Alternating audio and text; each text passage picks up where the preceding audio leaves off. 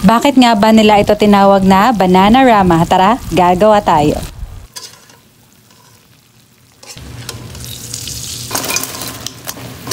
At ayan, meron ako ditong sobrang hinog na saging. Sayang naman kung itapon, 'di ba? Kaya binalatan ko at hinati ko na ito sa 4. Meron din ako ditong tirang lumpia wrapper at para ma-achieve natin yung bite size na Bananarama, hinati ko na ito sa 4 at balutin na natin yung hiniwang hinog na saging saba sa lumpia wrapper. Isa-isa na natin itong iprito sa mainit na mantika sa katamtamang apoy. At ayan, kapag ka ito ay kulay gininto ang kayumanggi na, pwede na natin itong hanguin. Kaya ito tinawag na Bananarama kasi maglalagay dito ng syempre ram. At yung wala lang. At pero dito sa aking bersyon naman na gagawin ay wala akong ilalagay na ram. Ang sunod naman natin na gagawin, maglagay lang tayo ng butter sa ating kawali at cinnamon. Maglalagay na rin ako dito ng pineapple juice. At isunod naman natin yung ating pulang asukal. Tunawin lang natin ito. Papakuluan lang natin ito hanggang sa ma-achieve natin yung ganito kalapot na sabaw.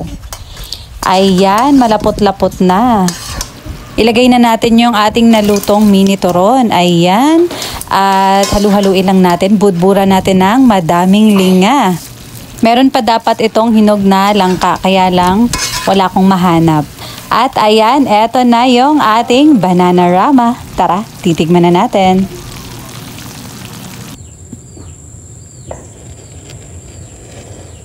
At eto na yung ating Bananarama. Tikman na natin.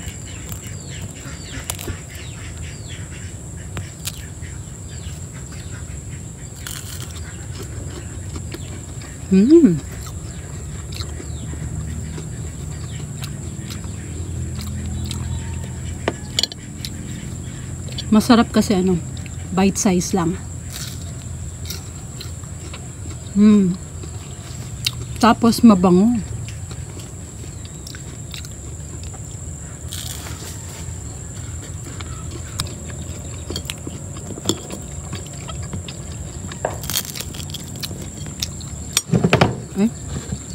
Walang pinya to kasi pinya.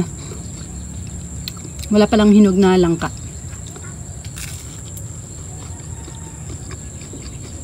Siguro mas mabango pa kung merong hinog na